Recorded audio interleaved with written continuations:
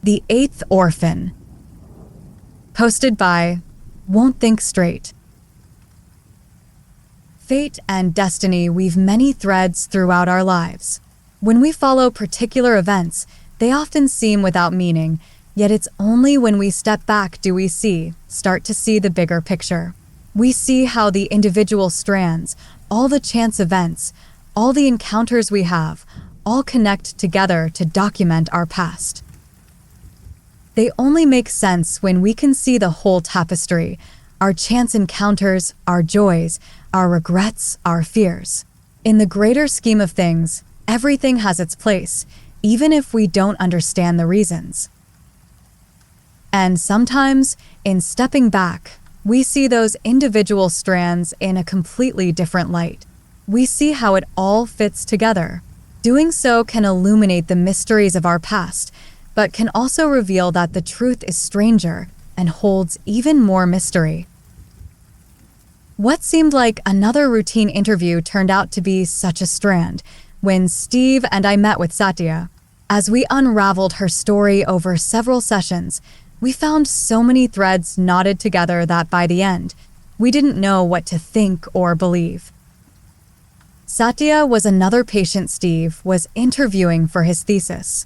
She was larger than life, figuratively and metaphorically, a generously proportioned woman with a boisterous and loving personality. We barely had a chance to introduce ourselves before she gave us both a hug and greeting. She was the most unlikely candidate for MDD, major depressive disorder, aka clinical depression, we had seen. She had grown up in a Cambodian orphanage with 6 other kids. Though she never knew her parents, her childhood there was mostly a happy one. She was given a good education, even better than most other kids in the public schools nearby, and had the chance to get a good career in accounting. But growing up, though she never felt her destiny was to be great or important to the world. Instead, she felt her contribution would be to teach others to be great and important.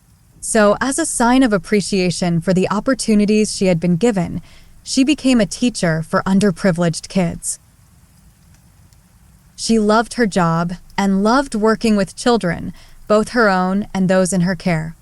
She had been in and out of therapy since the funeral for Father Abraham, the patron of their orphanage, about 2 years ago. A Jesuit priest from Portugal, he had moved from place to place before settling in Cambodia to do his work. He was not just a father in title, though. He had single-handedly raised 7 orphans, providing them with food, shelter, and education when the rest of the world had all but abandoned them. Though it was now over 20 years since she had left to start a family of her own, Abraham and the other orphans would always be her first real family. She still remembered the day she got that fateful call. She was preparing dinner, as fate would have it, vinhadalhos, a traditional Portuguese dish of marinated pork, the way Abraham had first taught her. It was something she cooked once a month, not just because of the happy memories it brought her, but also because she was still experimenting with the recipe.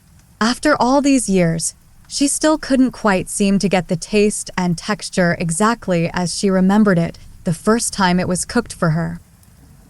When she picked up the phone, it was Channa, her best friend from the orphanage. She immediately sensed something was wrong with the quiet sobbing on the line. When told of Father's death, she had screamed and collapsed into an inconsolable heap for hours. She booked the first flight she could back to Cambodia to attend the funeral the following week. She joined Channa at the service, along with 3 other orphans she had not seen for years, Afonso, Kong, and Raxa. It was a moving, if subdued, funeral. After the orphanage had closed down, Abraham joined a small mission in a rural village, spending the rest of his days praying in solitude. They were the closest thing Abraham had to family. Most of the other attendees were strangers to Satya. Afterwards, the old group of friends caught up to reminisce about their childhood and swap memories of Father. Soon, conversation turned to the 2 other orphans that were not present, Clemente and Joaquim. Both had died years earlier, their life cut all too short by fate and circumstance. Clemente was their eldest brother and was fiercely protective of them growing up. Though he sometimes abused his position of being the oldest, as young boys tend to do, he would always be there to look after the kids when father had to leave the orphanage on business. Satya remembered once during the water festival, a boy had stolen her toy water gun that father had bought her. Clemente tracked that boy down and broke his nose and spent a night in a prison cell for his effort. That did little to change his ways, though. He was never shy of standing up for others, particularly the weak, and dispensing justice. So it was on one fateful night that he saw a beggar having his meager belongings stolen. He was stabbed from behind as he was trying to prevent the minor robbery. His life was extinguished over a fight for 84 cents. Joaquim's death was no less tragic. He had committed suicide a few months earlier. Kong, his roommate, was the person to discover Joaquim's body after returning from his shift at the grocery store. Walking into the bathroom, he found Joaquim lying on the floor with an empty bottle of bleach tipped over beside him. Fumbling for the phone to call for help, the medics had arrived too late. The bleach had burned through his throat, esophagus, and stomach. At Joaquim's funeral, Kong had too distraught to say much more. But by the time of Abraham's funeral, he was ready to reopen that wound. He admitted to the group that there was some information he left out in his report to the police. That Joaquim was still alive when he walked in. He was on the floor, eyes were bloodshot, and tears streaming down his face. When he spotted Kong, he struggled to mouth some words. Kong got close enough to hear him whisper, "We had 8 orphans, 8 orphans," before finally clutching his chest in pain and going into shock. He died before Afonso could make a call for medical help. That would have meant nothing to the police, but it immediately changed the mood of the group. A chill went up their spines. They had not spoken of it for years, but they each have always felt there was an extra orphan in their group. None of them could ever remember seeing the 8th. They could not describe what he looked like or where he was from. For as long as they could remember, there was always 7 of them growing up with Father Abraham. But they all had an unshakable, unexplainable feeling that someone was missing.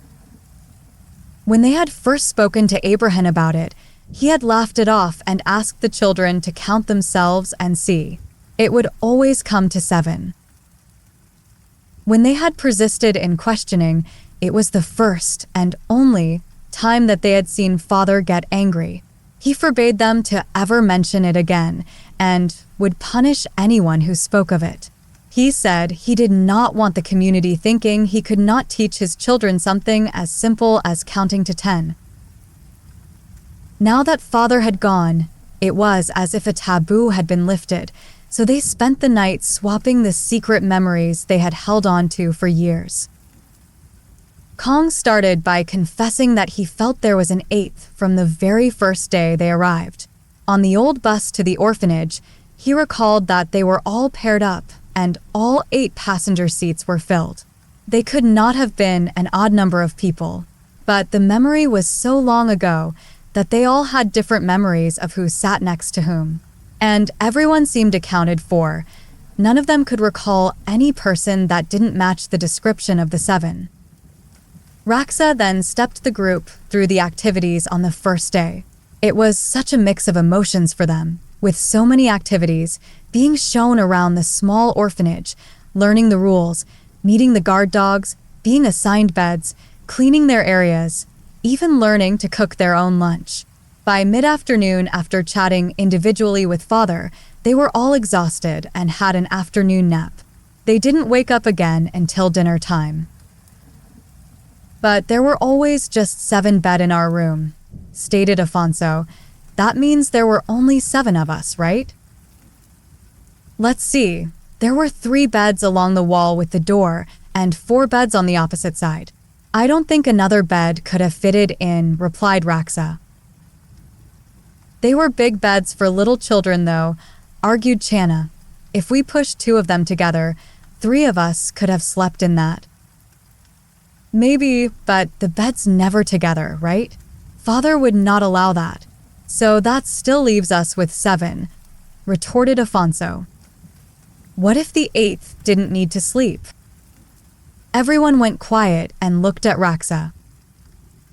Well, I never told anyone this but Father, Raxa continued, but on that first night, I couldn't sleep. I stayed in bed listening to you all sleep. I heard the door open, then saw the outline of small boy at the door. I got up and said, "Go back to bed or Father will get mad," thinking it was one of you. But the boy turned around then vanished. I almost screamed, except I was too afraid to. I just stayed under the blanket until morning. Father said it was just a bad dream. Oh Lord, I always thought the orphanage was haunted, admitted Channa. I always hated going to the shower block by myself. It always felt like I was being watched. I thought it was you boys at first, but a few times I saw a shadow in the corner, but it would disappear when I looked at it. Yeah, Joachim did try and sneak a look once. But you know that one time Joachim got in trouble for it, asked Kong. It wasn't him. He was making sausages with me and the other boys for dinner. Father punished him severely with the cane, but he took it, because he knew he was guilty from before. As the night progressed, more and more sightings came forth. An extra face in the mirror. The sound of another person breathing heavily when they were alone. Satya stayed extra quiet, listening to each story with growing apprehension. Eventually, Channa noticed and asked her what's wrong and why she wasn't talking. I too saw the 8th. I remember now, though I tried so hard to forget. Lord, I tried so hard to forget. Father told me it was a bad dream, a nightmare, and to forget, cried Satya. I kept seeing the boy too. I thought maybe he was a spirit. I thought maybe he was lonely. So I tried to make friends with him. I said hello when I could sense him around me. He always disappeared at first. But over the next few months, he stayed longer. He only comes out when you're alone. I thought he was shy. I thought he might also be hungry. So one night, I had left some food for him under the bed. That night, I was woken by someone breathing and hissing in my bed next to me. I looked over and saw him. Then I screamed. I remember that night. You woke us all up and just kept crying, then wouldn't tell us why. The whole group hissed and whacked Kong on the head to make him shut up. Let Satya finish. I saw him. Father made me try to forget, but I still remember. The boy, he lying in the bed with me. Except he had no eyes. It was all black and hollow. And when he opened his mouth, there was no tongue, just this horrible, this hissing sound. And he had no arms or legs, just stumps like someone had cut them off. And he just lay there, looking at me, hissing in agony. Father said it was all a bad dream. He tried to make me forget, but I now remember, Satya repeated, rocking backwards and forwards, I remember. It has been over 2 years since that conversation, but to this day, Satya still has no choice but to remember. Because starting a few months ago, whenever she lies in bed with her eyes closed, she has heard the hissing beside her, and she has been too afraid to open her eyes. There are very few things more amazing than the human mind, a particular grouping of atoms, forged in star fire, arranged and connected in such a way that it yearns to comprehend the world around it. It's why every culture in history has shared stories by the campfire, in the hope that with each telling, our dark ignorance recedes just a bit further through enlightenment. From rubbing sticks for fire to launching spacecraft in less than 1,000 generations, our capacity for intelligence is overwhelmingly greater than what's needed to merely survive. It's as if we were meant for greater things. We are the very essence of the universe itself, given sentience so that it may understand itself better. It's for this noble purpose that Steve pursued psychology, and I was eager to follow. One hypothesis Steve was researching was that the mind was software. If it was programmable at will, we would truly unlock our tremendous human potential. And the way to do this was through the right combination of words. After all, our reality is shaped by our thoughts, and our thoughts are shaped by words themselves. Steve believes that words have a lot of power, much more than people realize. To underline his point, he gave me the following demonstration. If I wanted you to do something, like to scratch yourself, I could ask you to do it. But you would have no reason to want to. I can't command you to scratch. But as you sit there, reading these words in your head, you start to notice how your skin feels. You notice the different temperatures at different parts of your body. You notice how the fabric on your clothes rubs gently against your skin. You become aware of how it tickles the hairs of your arms and legs. The more you try to ignore it, the more you can feel it tingle. You can then sense it spreading to other parts of your body, and the more you try not to think about it, the stronger the sensation. The more you fight it, the stronger your urge to scratch. I couldn't help but to subconsciously start scratching myself all over. I still do just thinking about it. Where there wasn't a feeling before, I had a very real physical and mental reaction, all from some carefully chosen words. Steve explained that this is fundamentally how hypnosis works. Unlike how Hollywood portrays it, though, there are currently some limits to what it can do. It is not a sledgehammer that makes people do things strongly against their will, but a feather that tips the scales of suggestibility.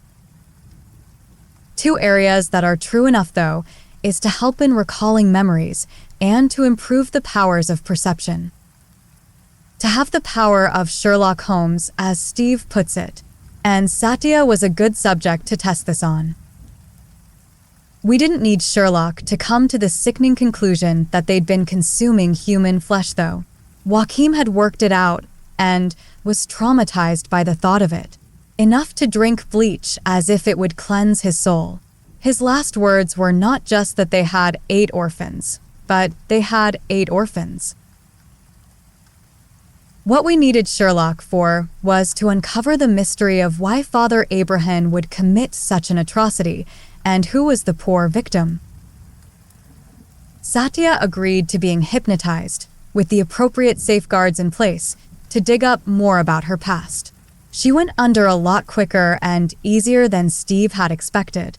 It seemed this wasn't the first time she had undergone this process.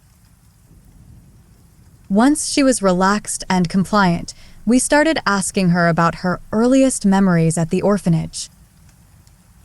Thinking back to the first day, Satya recalled how excited she was to finally belong somewhere. She was happy to have new brothers and sisters to play with and a father to teach her and look after her.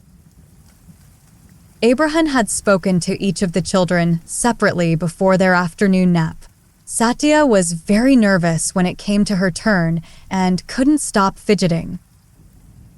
Abraham was very gentle, though, and his soothing voice calmed her down tremendously. He asked about her trip to the orphanage, what she thought of the others, what she liked to eat. He said many things and talked so much in that hypnotic voice of his that she had fallen asleep during her interview. She also recalled how the orphanage always suffered from power outages. Every few days, the lights would flicker and dim and not turn back on for a day or two. It was such a common occurrence that Father didn't even stop classes when interrupted by a blackout. For this reason, electrical appliances were scarce at the orphanage. They didn't have a TV, air conditioning, or even a fridge. They grew vegetables in a large communal garden and the few animals they had, chickens and a couple of goats, were kept for their eggs and milk rather than their meat. They ate economically during the week, but Father always made sure that there was a bit of extra food for some extravagance on Sundays. Satya spoke fondly of how Abraham would teach them to cook using the gas stove and how to prepare vinhadalhos. At this point, she had a sudden realization of why her recipe was never quite the same.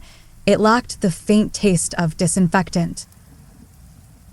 To ensure a supply of fresh meat for their feasts, it became clear that Abraham had to have kept the missing orphan alive for at least several months.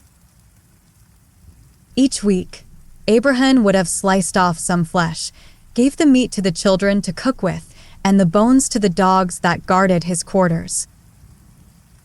He would have kept the orphan in his own quarters. It was the only place in the entire orphanage that was off limits. The children had never heard so much as a sound coming from his room, so the tongue would have been one of the first things to be removed.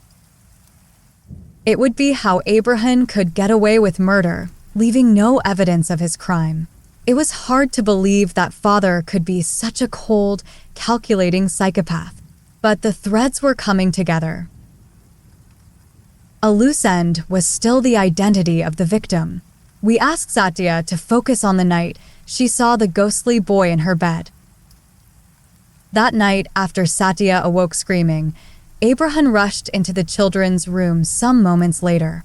He held her and comforted her, then asked her what was wrong. His face hardened for an almost imperceptible moment after she described the limbless horror. His face returned to its familiar warmth as he hugged her and said, "No, my child, my dear Satya, it was just a nightmare. It was just a bad dream. Come with me, child, and I'll help you forget."